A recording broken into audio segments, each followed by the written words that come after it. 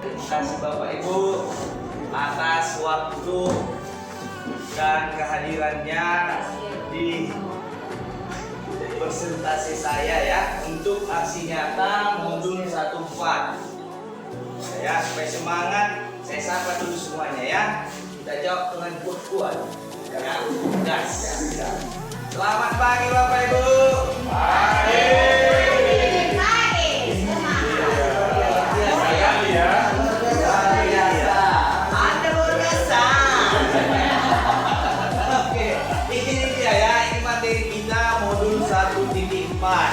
Jadi kita ada 4 modul, modul 1.1, 2, 1.2, 1.3, 1.4.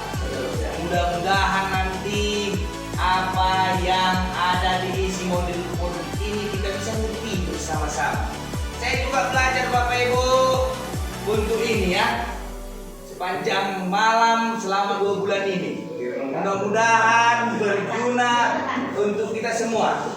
Oke, ini yang nanti lihat foto saya ya, nanti ya. Baru diganti tadi. Oke, kita lanjutkan. Inilah dia.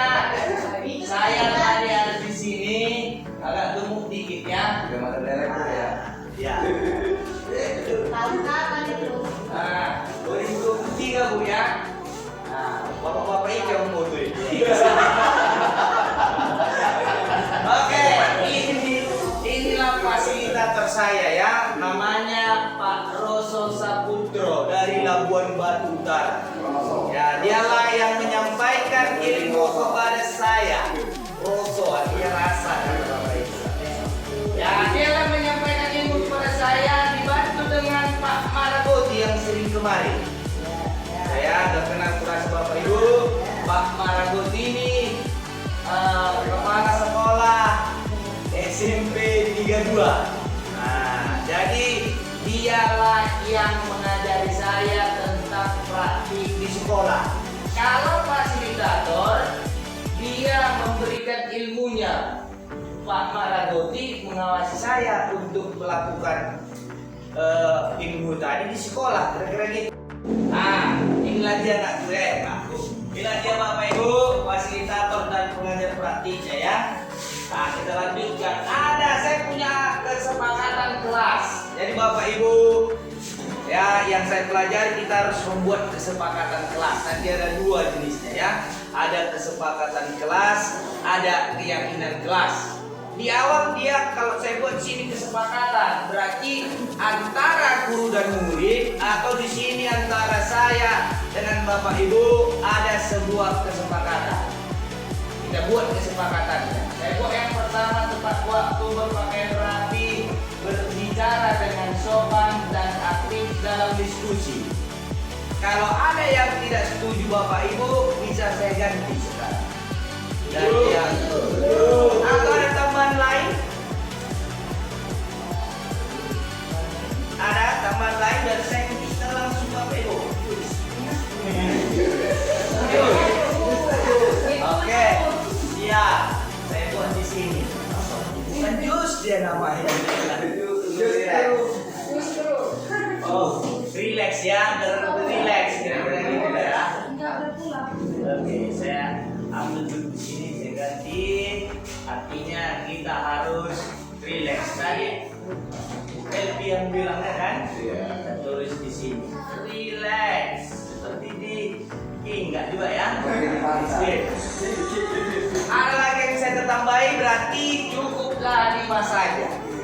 Gitu ya. Jadi pun kita di kelas Bapak Ibu kita bisa buat ya kesepakatan kelas. Tapi nanti itu pembahasannya agak di belakang nanti. Coba. Ya, ada kesepakatan ini. 5 panca. Yes. That's right. Oke, aktif ya. Bapak Ibu saya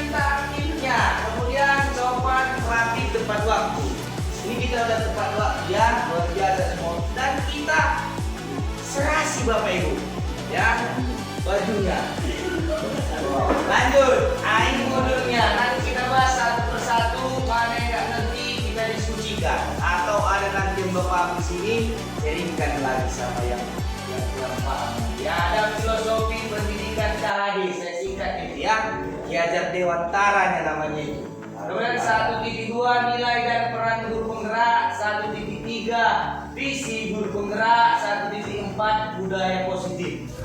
Nanti kita kuliti satu-satu ya. Mudah-mudahan kita bisa mengerti. Saya juga belajar dari sini. Saya pengen kita diskusi dua arah Bapak Ibu ya. Oke, next. Nah inilah dia Bapak pendidikan kita. Namanya Ki Hajar Dewantara. Dan ini ada filosofi. Kita bisa baca sendiri ya. Dia pendiri taman siswa. Jadi waktu itu dia membuat suatu semboyan ya. Ada suatu semboyan yang terdiri dari 3. Bagaimana prosesnya dia menemukan itu? Mari kita lihat ya. Ini hanya sekilas tentang Ki Hajar Dewantara. Nah, begini mukanya ya. Tapi ada yang lebih lebih klasik lagi di Google ya. Nanti bisa buka. Kita lihat ini. Oke, saya ada pertanyaan teman di Bapak Ibu. Bapak Ibu sudah pernah belajar ya? Sudah? Di sini saya menanyakan apa arti kata menuntun. Bisa ya ada gambarannya di pikiran Bapak Ibu ya? Apa arti kata menuntun? Apa kodrat alam pada zaman menurut Anda? Kemudian apa arti pendidikan karakter? Kemudian filosofi KHD sesuai nggak dengan kurikulum saat ini? Nah, saya ada banyak pertanyaan tematik. Saya kasih dulu di sini Bapak Ibu kertasnya ditulis ya. Nah, ditulis di sini. Apa kata-kata menuntunnya dalam pikiran Bapak Ibu? Bebas saja, ya, bebas. Saya kasih di sini 1, 2.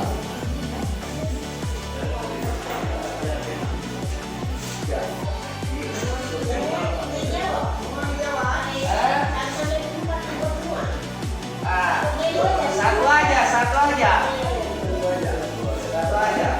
terserah. Tunggu saya bagi dulu ya.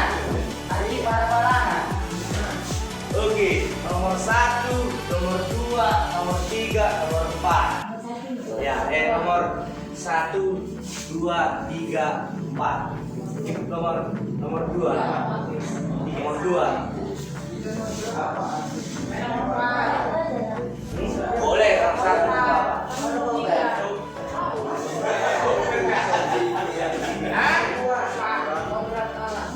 Kodrat alam.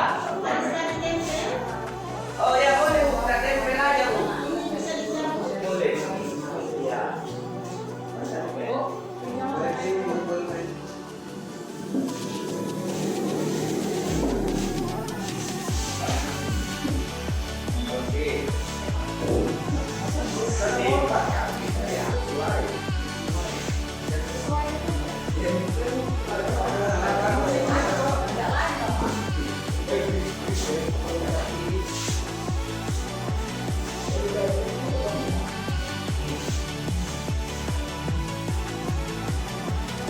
Luar biasa ya. 3, saya tunggu lagi. Nomor 4, sesuai. Alasannya Pak? Alasannya dibuat dulu. Biar nanti kita bisa review kembali.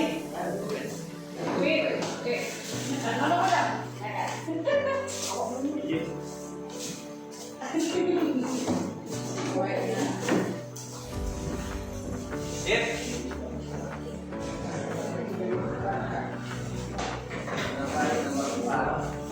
Oke, nomor 4 sesuai. Iya, nice.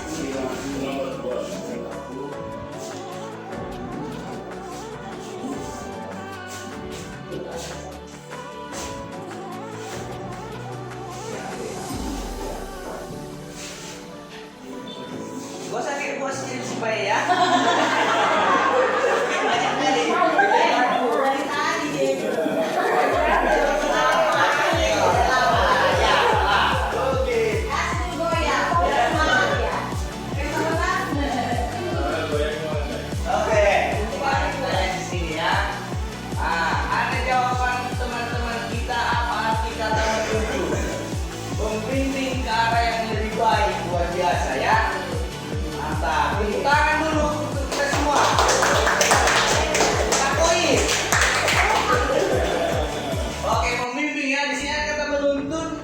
membimbing. Ya, tempat ya, membimbing anak atau siswa. Lengkap dia ya. Membimbing.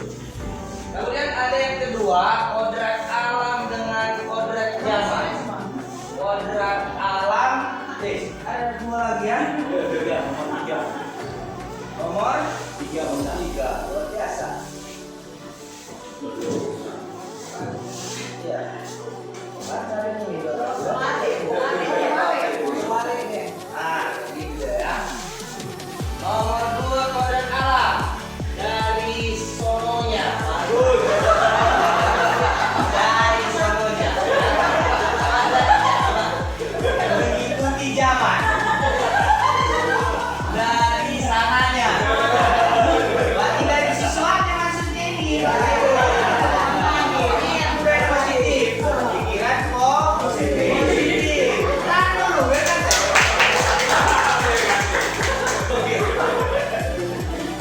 Kodrat alam sesuai dengan siswa tinggal ya. Gimana dia tinggal, memilih maksudnya ini ya. Ini pun itunya maksudnya ini. Cuma kayak susah dia mengerti. Dari sononya, dari berasalnya, kira itu. Kodrat zaman sesuai dengan perkembangan zaman. Ada zaman perkembangan zaman. Udah mulai kena ya, udah mulai nampak gambarannya.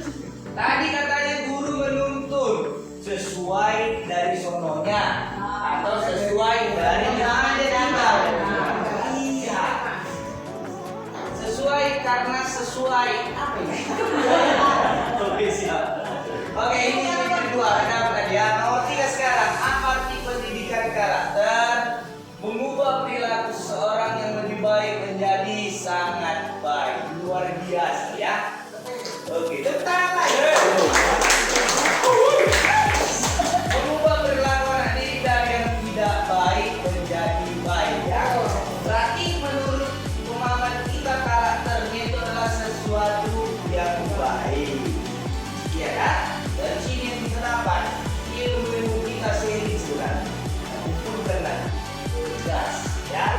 Filosofi Ki Hajar Dewantara sesuai dengan kurikulum saat ini. Sesuai karena sesuai dengan perkembangan zaman. Oke, berarti maksudnya ini filosofi KHD dia tidak termakan waktu. Menyesuaikan diri ya.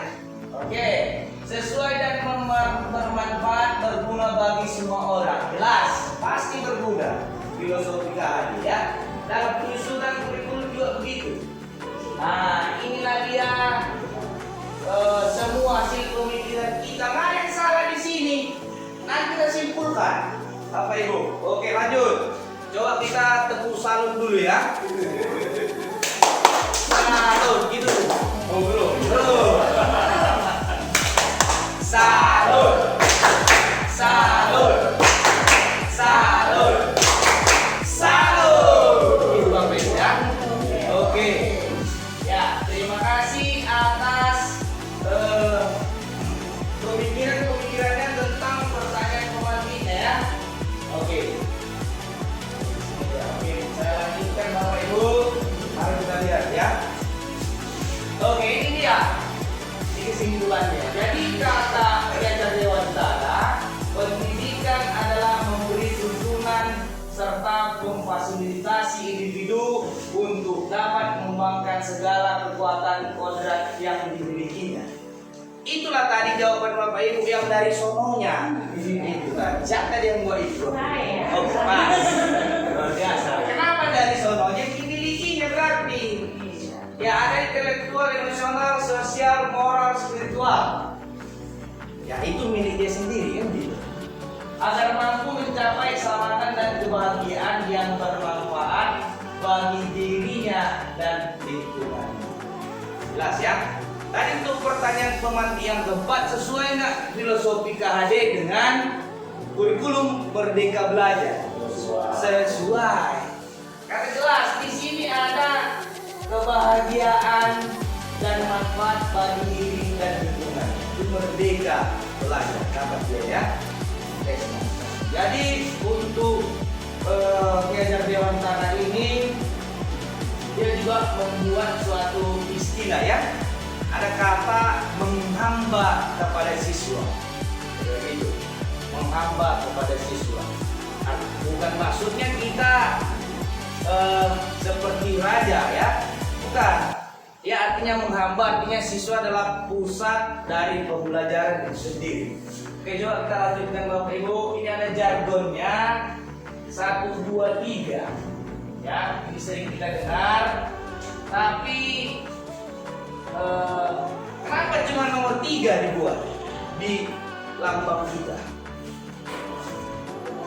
Kan cuma tulisan daerah saja Bapak Ibu. Kenapa nggak lengkap dibuat 3-3-nya? Nggak cukup tempat. Ya, sebagai dorong gimana?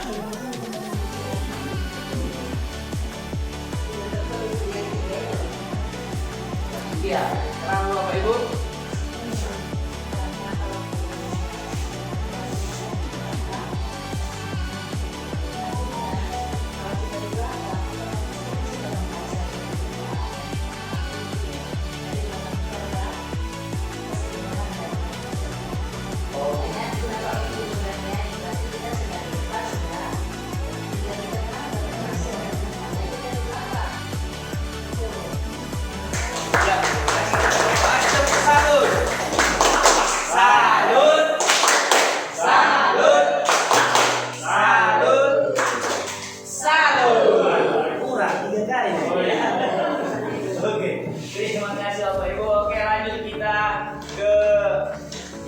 Nilai guru penggerak ya.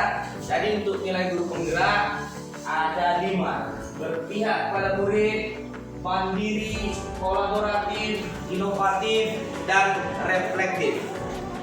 Ya. Oke. Untuk ini nanti coba saya kasih juga Bapak Ibu kertasnya. Kita buat contohnya. Ya, apa contoh nilai yang sudah kita punya? Pasti kita sebagai guru punya nilai yang 5 ini minimal. Ya ada 4 ya atau 3 gitu ya. Coba kita buat contoh apa yang sudah kita lakukan atau apa yang kita ajarkan setiap hari sesuai dengan nilai guru penggeraknya. Oke, saya bagi lagi Bapak Ibu ya. Ya, saya bagi lagi.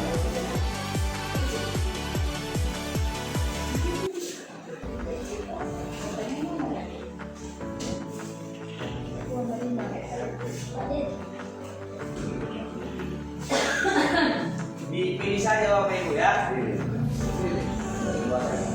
Semua.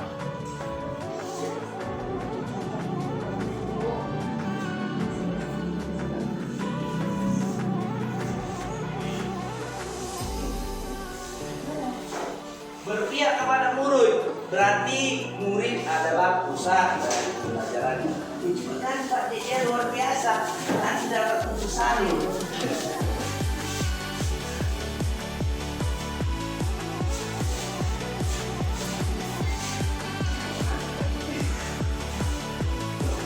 Pilih ya, ya dipilih apa yang sudah dilakukan ya.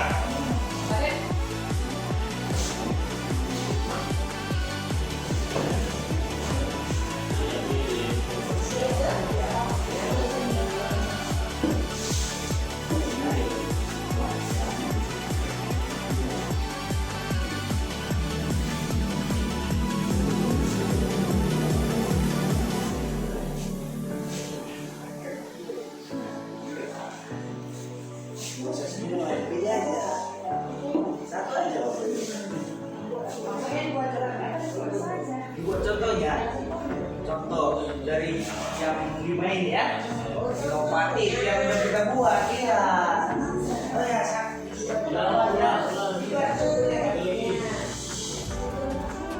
oh dibuat contohnya Bapak Ibu, saya lupa tadi. Apa misalnya tindakan atau sikap kita? Oke, ya. Oh, ini bisa.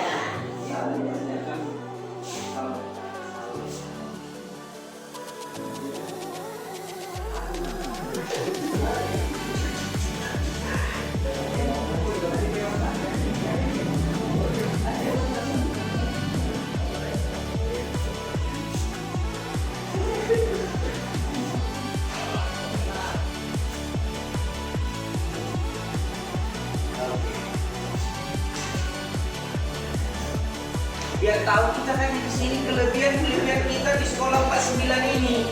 Apakah nilai-nilai yang menonjol di dalam sekolah kita, Bapak Ibu?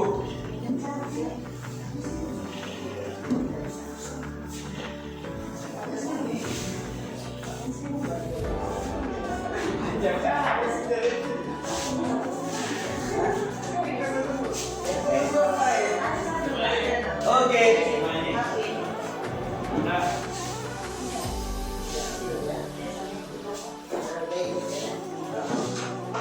Oke, iya, siap. Kita lihat dulu ya, apa nilai yang sudah kita lakukan. Satu lagi.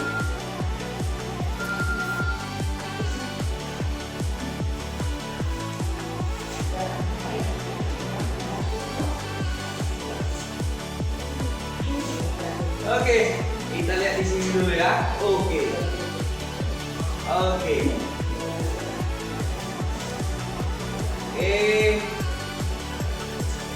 Oke, di sini kita lihat Bapak Ibu ada mandiri ya. Di sini mengerjakan sulinja, survei lingkungan belajar. Jelas ya. Jadi mandiri sesuatu yang kita lakukan tanpa disuruh oleh orang lain untuk perkembangan diri sendiri ya. Ya, kita bisa mengikuti banyak seminar. Contohnya memang sulinjar ya, kita ikuti secara mandiri. Kemudian kolaborasi, ada teman kita buat melakukan PMM. Bisa ya, platform Merdeka Mengajar. Ya, ini ada kolaborasi kita antara teman sejawat, kepala sekolah. Kita lengkapi situ ya. Oke, mandiri, anak didik dilatih mengerjakan pekerjaan dengan sendiri. Boleh ya, tapi dia kurang tepat. Contohnya, kerjasama dalam membersihkan kelas atau gotong royong, kelas kolaboratif. Ya, bisa ya, itu berkolaborasi antara siswa dan murid. Antara siswa dan guru. Kolaborasi banyak ya, antara siswa dengan guru, siswa dengan siswa, guru dengan guru, guru dengan kepala sekolah dengan dinas terkait atau pengawas. Kemudian seluruh warga sekolah kolaborasinya luar biasa, mantap ya. Lanjut, berpihak pada murid, membimbing siswa yang kesulitan. Jelas, menyelesaikan semua masalah tentang kesiswaan. Sini kira-kira itu tujuan mengalami kesulitan. Ya, kesulitan konsentrasi, kesulitan yang lain yang dirasakan. Ya, berpihak kita pada murid, berpihak ya. Inovatif, menciptakan karya, contoh iklan ya, boleh. Jadi inovatif ya, jelas menciptakan, boleh memperbaharui yang sudah ada ataupun menciptakan sesuatu yang baru. Inovatif ini pun luas Bapak Ibu ya. Kita lihat di sini kita berdiskusinya, luas dia. Bisa teknologi, kemudian dalam pembelajaran juga boleh ya. Oke. Memandang murid memiliki kebutuhan potensi yang berbeda. Masuk kemana ini Bapak Ibu? Dua ya, reflektif dengan berpihak kepada murid. Langsung kena dua-duanya. Oke, memberikan pelayanan yang berbeda dengan murid yang cerdas istimewa. Boleh. Ya, cerdas istimewa, ya mungkin dia akan level yang tinggi. Itu kita reflektif juga masuknya, bisa ya. Oh, ada siswa kita cerdas istimewa. Ya, kita latih sesuai dengan kecerdasan itu. Ya, atau dia mengikuti olimpiade dan yang lainnya. Kolaboratif, bekerja sama dalam menyelesaikan masalah siswa. Banyak ya. Oke Bapak Ibu, terima kasih atas seluruh pendapatnya, luar biasa. Saya banyak mendapatkan bahwa selama ini sebenarnya sudah kita kerjakan. Kayak gitu. Cuma kita bisa menganalisisnya lebih dalam lagi. Oke, yuk. Kita lanjutkan Bapak Ibu. Ya, ini yang tadi ya, sebutkan contoh nilai-nilai guru penggerak yang sudah Bapak jalankan di sekolah. Bapak Ibu jalankan. Kemudian selanjutnya adalah perannya. Ketika kita punya nilai, kita jalankan dengan peran masing-masing. Ada 5. Agak diam Bapak Ibu. Kita buat lagi contohnya. Lanjut. Iya kan?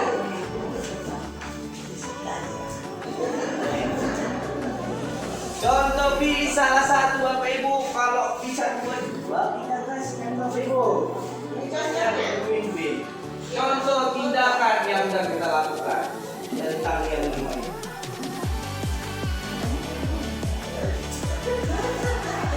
Pilih satu Bapak Ibu.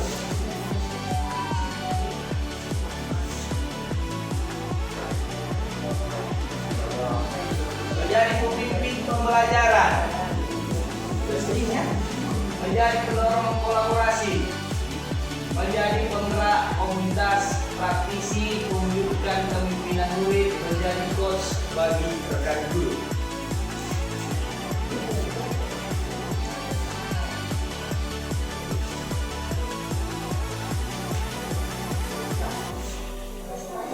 Oh iya, ya. Ya Bu, bisa Bu.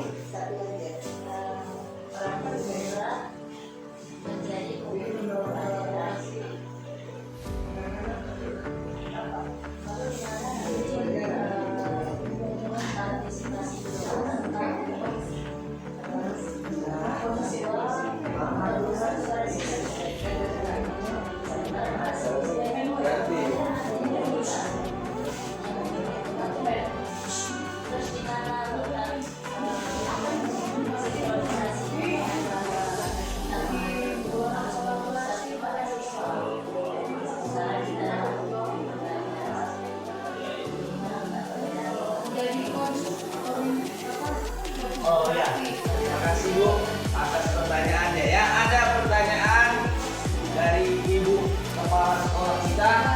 Kalau kita menjalankan peran guru menjadi pemimpin pembelajaran, tadi bahwa nilai guru penggerak ataupun filosofi KHD ya, bahwa siswa atau murid adalah pusat pembelajaran.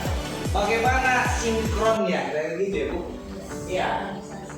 Jadi kalau di sini menjadi pemimpin pembelajaran artinya kita melakukan pengelolaan. Jadi kata pemimpin ya, ada banyak proses di situ ya. Kita jadi pengelola kelasnya, kita bisa jadi manajer. Ada 5 posisi kontrolnya. Kita bisa sebagai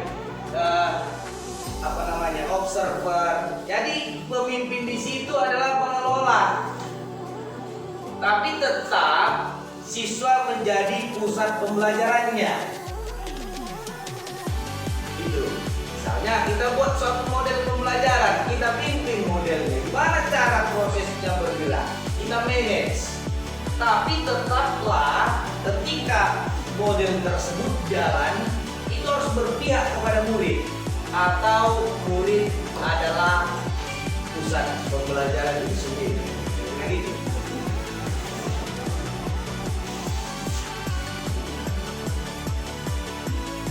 Oke, yuk ada yang selesai ya. Yes.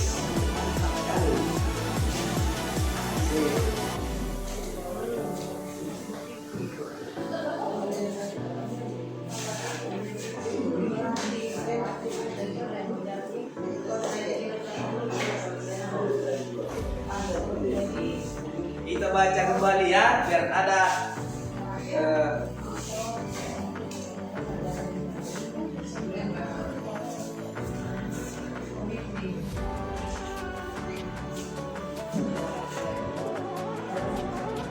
Oke, kita baca ya.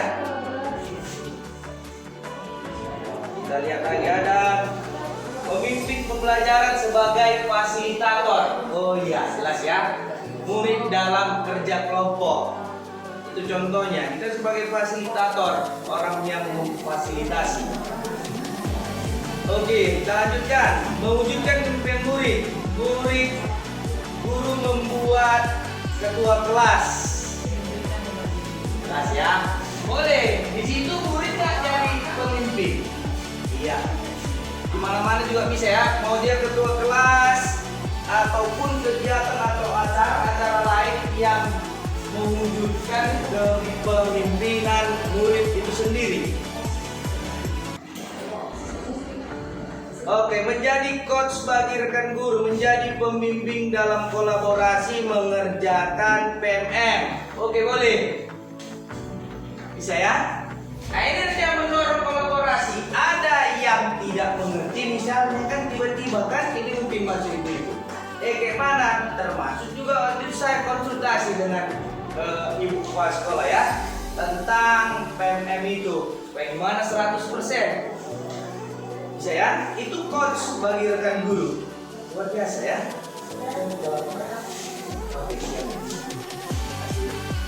Mewujudkan kepemimpinan murid. Oh ini tadi, memilih ketua kelas. Menjadi pemimpin pembelajaran. Menjadi lebih baik melaksanakan model-model pembelajaran sehingga lebih baik. Jelas. Ya, dipasang model-modelnya. KKG, pertemuan guru-guru. Oh, boleh. Itu di mana itu? Penggerak komunitas praktisi. Jelas ya? KKG. Ya, kelompok kerja guru ya. Di situ adalah penggerak komunitas Bapak Ibu. Memfasilitasi fasilitator dalam pembelajaran. Jelas. Nah, pemimpin pembelajarannya. Ternyata kita ini sebenarnya udah bisa jadi guru penggerak semuanya. Tinggal tiketnya saja. Nah, salah. Oh ya, silakan. Lanjut. Mana tadi Bapak Ibu? Oke. Mana baik? Oke, siap. Wujudkan kepemimpinan guru, memihak. Lanjut. Menjadi pemimpin di kelas. Fasilitator, jelas. Coach bagi guru lain, kolaborasi. Itu yang tadi. Ada contohnya, kolaborasinya. Ketua kelas dan yang lain. Oke. Jadi ada kerja kelompok dalam lengkap tadi. Oke, mari kita tepuk salut dulu. Salut dulu semuanya. 1, 2, 3. Salut. Salut. Salut. Salut. Luar biasa kan? Senyum dulu semua, Pes. Gini, hei Pak Pes. Nah, iya luar biasa. Oke lanjut. Senyum dulu. Iya.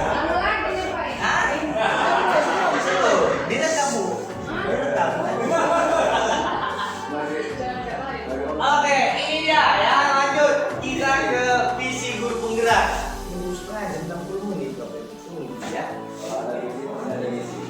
Oke, apa arti visi? Kira-kira gitu. Sini ya. Ada visi adalah representasi visual. Gitu ya. Kalau melihat kondisinya kita harus lihat dulu gimana digunakan kata visi.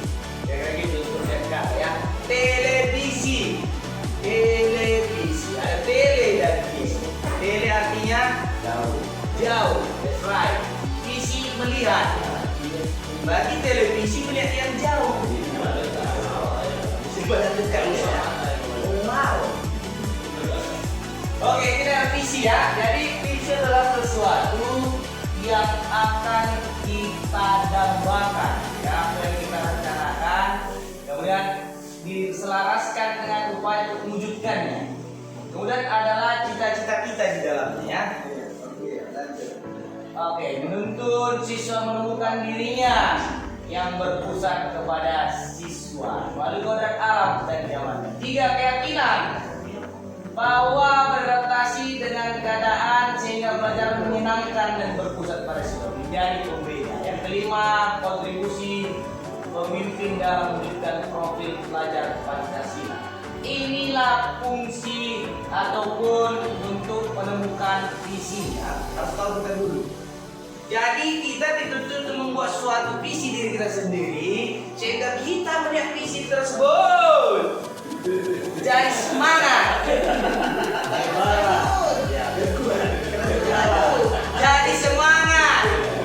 Jadi bergairah untuk bergelora.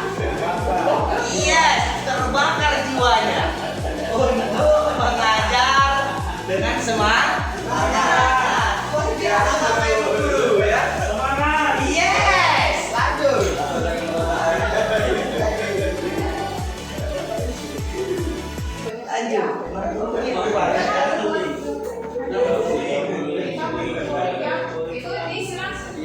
Ya, lanjut.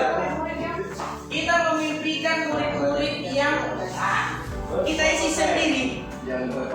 Wih, luar biasa. Saya sangat suka itu. Udah harus kayak gini-gininya. Yes, pas. Yes. Tahu kantornya ya.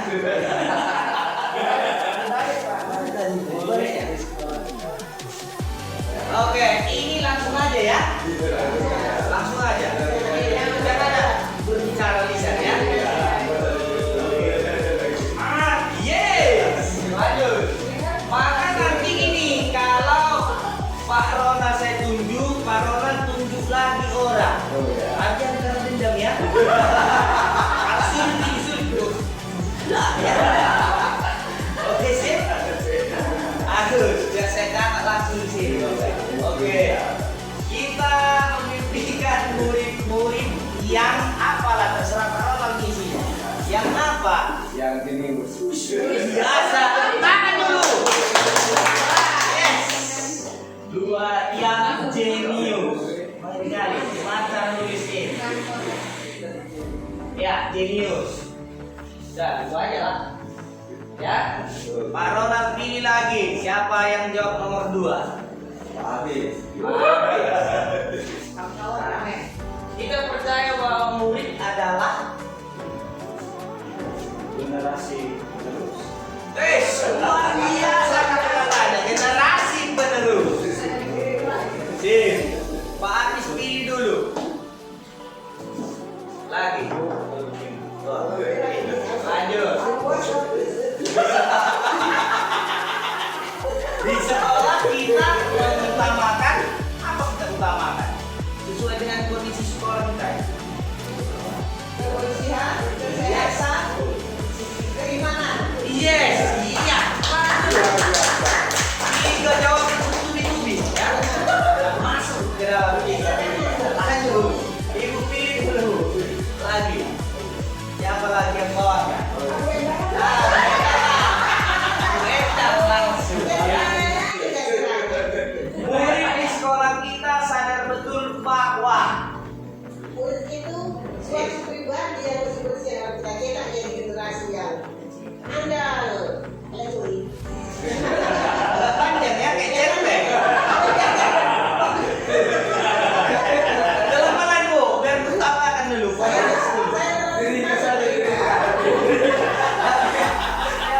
Murid di sekolah kita sadar betul bahwa satu ya generasi penerus yang ya generasi penerus dipilih karena kepanjangan malu ibu itu. Pilih lagi Bu. Balaskan dendam sedikit. Pak.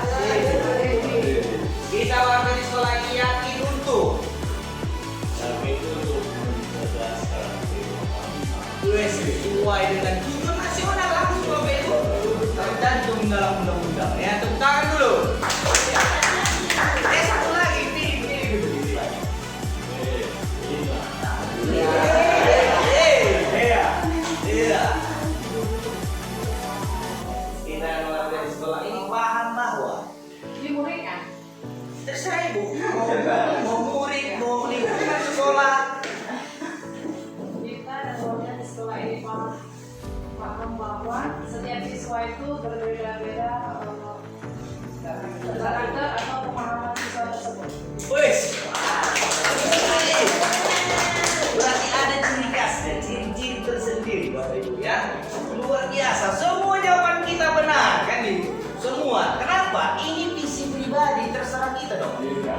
kecuali visi sekolah. Kalau visi sekolah baru bisa kita tentukan secara menyeluruh.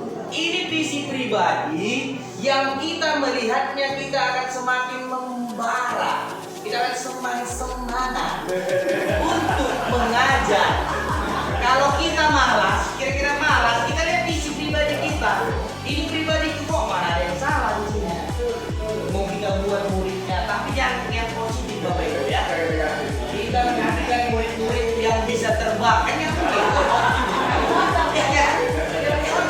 nah, artinya sesuai dengan budaya-budaya positif yang ada di sekolah. Oke, ini menentukan visi. Anak-anak bisa nggak ada visinya sendiri? Bisa. Jadi luas nih Bapak Ibu ya. Kecuali visi sekolah, yang pemangku sekolah akan menentukannya. Ini jawaban dari saya dan saya lihat juga ya Pak Dedi ini ya. Saya memimpikan murid yang beriman, bertakwa, berbudi pekerti luhur, mandiri, kreatif dan berprestasi. Lengkapkan ini Bapak Ibu. Ya, atau di embel-embel lagi bisa. Atau kita buat singkatan-singkatannya yang bisa menunjukkan ini. Saya memimpikan murid-murid yang bagaimana terserah kita. Kemudian yang kedua, percaya bahwa murid adalah seorang yang memiliki potensi diri yang lingkungannya. Kita bisa baca sendiri. Inilah ringkasannya dari yang tadi. Kalau ada yang berbeda, ya itu pribadi kita masing-masing kok kita buat. Yang penting kita membaca visi kita sendiri, kita jadi semangat kembali, berapi-api. Oke? Nah ini baca di tiga inilah dia murid religius. Baru kita pilih mana yang menonjol Bapak Ibu. Di situ ada religius, ya kita udah lakukan ini. Semua udah kita lakukan kan? Ada sholat, ada kegiatan apa, Idul Fitri, ya pesantren gila di sini. Ada gambar kita di sekolah yang Bapak Ibu lengkap. Murid yang berakhlak mulia, ya, memiliki murid yang mandiri, murid yang melek teknologi, memiliki murid yang kreatif, murid yang berprestasi. Lengkap kita buat di sekolah kita, tapi itu yang akan kita jaga. Oke lanjut. Oke ini lagi juga ya. Enggak. Oke. Jadi visi misi sekolah kita baru ganti semalam. Kan gitu. Coba dibuka dulu handphonenya Bapak Ibu lagi. Yang mana visi misi? Di grup kita ada itu. Buka dulu. Ada visi misi kita cocokkan dulu.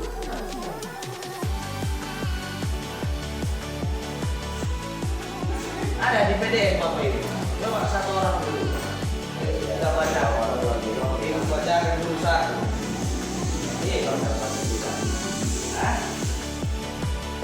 Ada yang soal baru dikirim. Kita kenapa bisa kita? Ayo bacakan dulu. Baik, apa dia? Mana dia? Visi sekolah kita yang baru di PDF itu. Unggul dalam prestasi akademik, berbudi pekerti luhur, berwawasan lingkungan berdasarkan Pancasila. Yes. Ya, udah lengkap dengan 56 pertanyaan ini. Pasti bisa masuk ya, semua apapun itu. Pasti kita memimpikan murid-murid yang tadi unggul dalam prestasi. Ya kita analisis lah, cocok nggak itu visi itu dengan kita? Cocok sekali Bapak Ibu. Tidak mantap, kita lanjutkan. Ya, oke lanjut.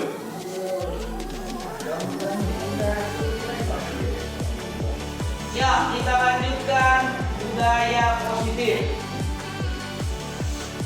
Ya, budaya. Apa pengertian budaya Bapak Ibu? Iya, kebiasaan. Boleh. Budaya mana aja ya? Budaya. Suatu tindakan yang dilakukan berulang-ulang, terus-menerus sehingga menjadi sebuah kebiasaan. Oke, ini adalah nilai keyakinan kebiasaan yang baik yang telah membudaya. Karena kita gitu juga budaya mengajar. Pokoknya nanti tiba-tiba kita ngajar kan, rupanya terasa Bapak Ibu, gitu ya. Berarti mengajar udah budaya dalam diri. Kira-kira gitu. Mengajar nggak terasa, udah siap rupanya satu les ya. Nah, itu itu tanpa kita sadari kita lakukannya terus ya. Budaya positif di sekolah adanya disiplin positif, keyakinan kelas dan kebutuhan dasar manusia. Ya, kita mau bangun budaya positif, semua positif yang ada di sekolah kita Bapak. Disiplin positif cukup jelas ya. Ini ada disiplin negatif, ada lagi enggak? Ada disiplin negatif, ada. Cuma kita aspek yang positif ya, rasa bertanggung jawab timbul dari dalam diri atau kesadaran diri. Ya, disiplin positif atau disiplin itu harus timbul dari dalam diri siswa itu sendiri, termasuk kita juga sebagai guru. Kemudian tanpa hukuman atau hadiah, jelas. Sesuatu jika dikasih dengan hadiah itu bukan disiplin positif. Ya, makanya Bapak Ibu kita kurangi memberikan suatu hadiah, bukan hadiah sih, atau reward itu bahasa Inggris ya, atau imbalan ya. Kita kurangi. Tapi ada keadaan tertentu boleh. Kalau seseorang melakukan surprise misalnya tanpa pengetahuan, dia nggak ingat nih siapa yang ribut atau siapa yang bisa rapi, Bapak kasih permen nggak dibilang gitu. Tapi waktu jalan di kelas kita lihat, oh lihat dia rapi, kita kasih permen satu, nggak masalah ya. Tapi kalau kita kasih tahu berarti dia ingat terus, dia ingat sama hadiah. Nanti kita lihat pelajarannya, hukuman dan hadiah. Menghasilkan nilai-nilai kebajikan. Apa nilai kebajikannya? Ini bisa kita pilih. Banyak kali Bapak Ibu ya. Oke, ini harus ada dari dalam diri sendiri. Berdiri, rajin, integritas, rasa hormat, semua dalam disiplin positif. Artinya menerapkan nilai-nilai kebajikan ini. Bisa? Oke. Lanjut. Nah, ini tadi motivasi perilaku manusia itu yang tadi ya. Ada 3: menghindari ketidaknyamanan atau hukuman, mendapatkan imbalan atau penghargaan, menjadi orang mereka inginkan, menghargai diri dengan nilai-nilai yang mereka percaya. Motivasi internal ditumbuhkan dari dalam diri agar tumbuh kesadaran diri. Seperti ya. Ini apa yang memotivasi perilaku manusia? Misalnya kayak gini Bapak Ibu ya. Jadi ada seorang anak mengapa melakukan suatu perilaku yang melanggar nilai-nilai kebajikan tadi. Inilah 3 yang dia dapatkan. Dia hanya menghindari ketidaknyamanan atau hukuman. Karena adanya kita berikan hukuman kan, oh dia ingat nih. Jadi nilai kebajikan tadi gak dilanggar. Kita tinggal pilih, anak itu tinggal pilih di posisi mana yang dia ini.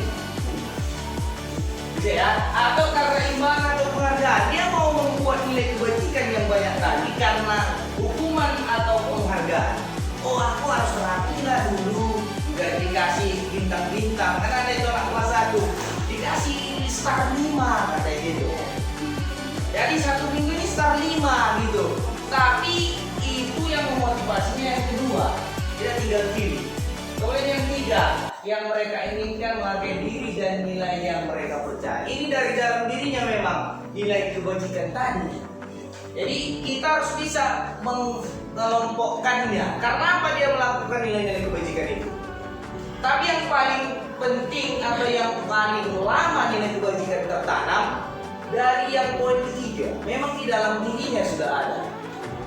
Gitu. Ya. Tidak nyaman atau hukuman. Yang keduanya juga ini ya. Oke. Lanjut. Ini kita lihat kondisi dulu ya. Jadi yang mana tadi kita bahas? Dari yang kedua ada hukuman imbalan. Dari yang nomor 1 ya. Atau hukuman. Bapak Ibu di sini ada 3 proses dalam mendisiplinkan siswa ya. Kita harus bedakan. Ada namanya hukuman, ada konsekuensi dengan restitusi. Jadi yang 3 ini kita sebagai guru kita harus pilih. Artinya kita bisa melakukan restitusi atau konsekuensi atau hukuman. Saya sendiri memang sering melakukan hukuman. Apa perbedaannya ya?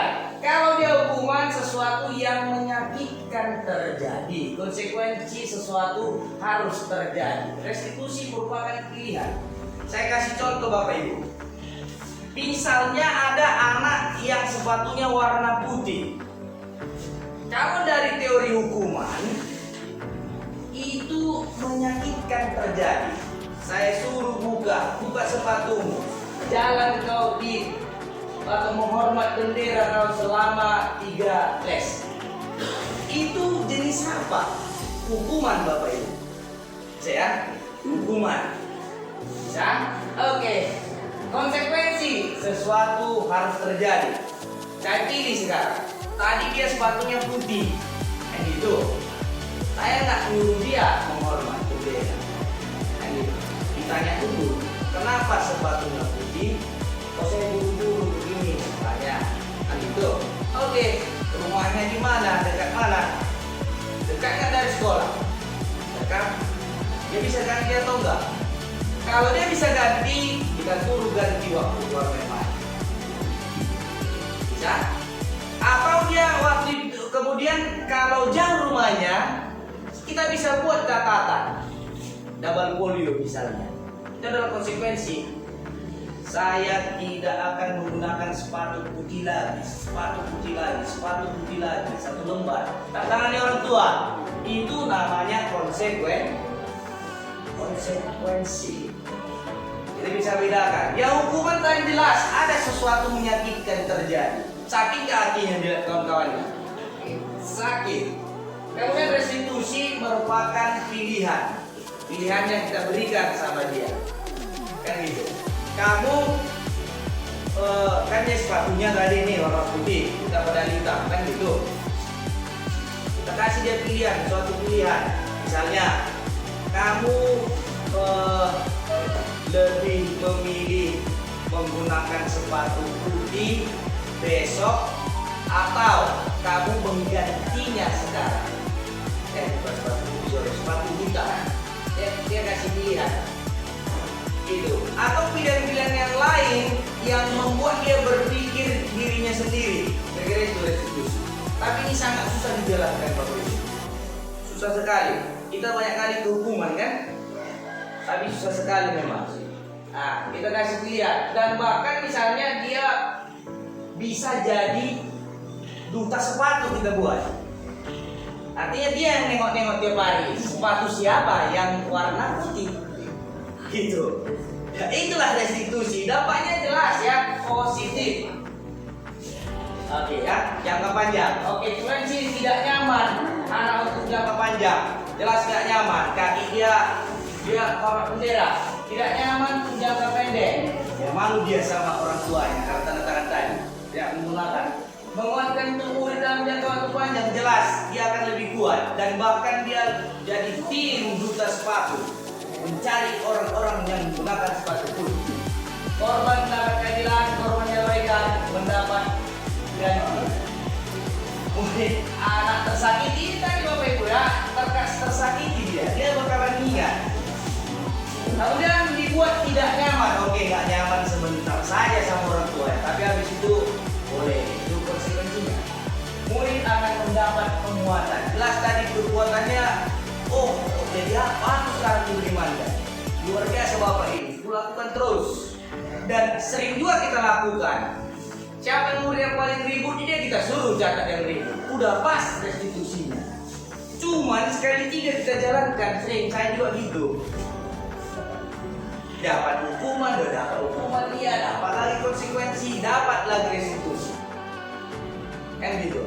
Cuman mungkin udah bisa kita kurangi Bapak Ibu dari segi hukuman. Kita buat dia restitusi saja supaya lengkap. Tapi yang tergantung. Oke, Bapak Ibu kita udah belajar modul 11, 12, 13, 14. Jadi Bapak Ibu, saya pengen refleksi apa yang Bapak Ibu rasakan selama kita belajar ya. Belajar modul tadi. Bapak bisa siapa yang mau memberikan refleksinya terhadap pembelajaran kita yang tadi. Yuk, coba Bapak Ibu. Kalau lagi ngomong kali. Coba berikan refleksinya. Apa saja yang Bapak rasakan selama belajar dengan saya di sini kan gitu. Menyenangkan. Jadi coba apa ya? Ya. Kemudian apa tadi? Menyenangkan. Ya, menyenangkan ya. Berwawasan. Berwawasan. Membuka pemikiran yang lebih jauh. Oke, terima tepuk tangan. Terima kasih Pak Alam. Coba dari Ibu dulu. Apa refleksinya Bu terhadap pelajaran tadi? Apa yang Bapak Ibu rasakan? Gitu supaya saya juga bisa nanti memperbaiki ke depannya.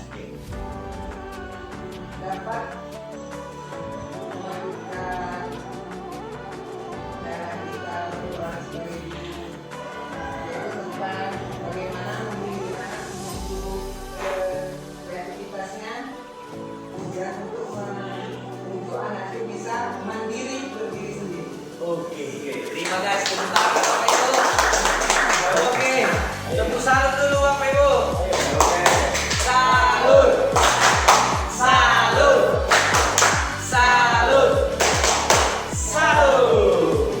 Luar biasa ya. Oke, sampai di sini dulu Bapak Ibu sharing saya tentang modul 11, 12, 13, 14 ya.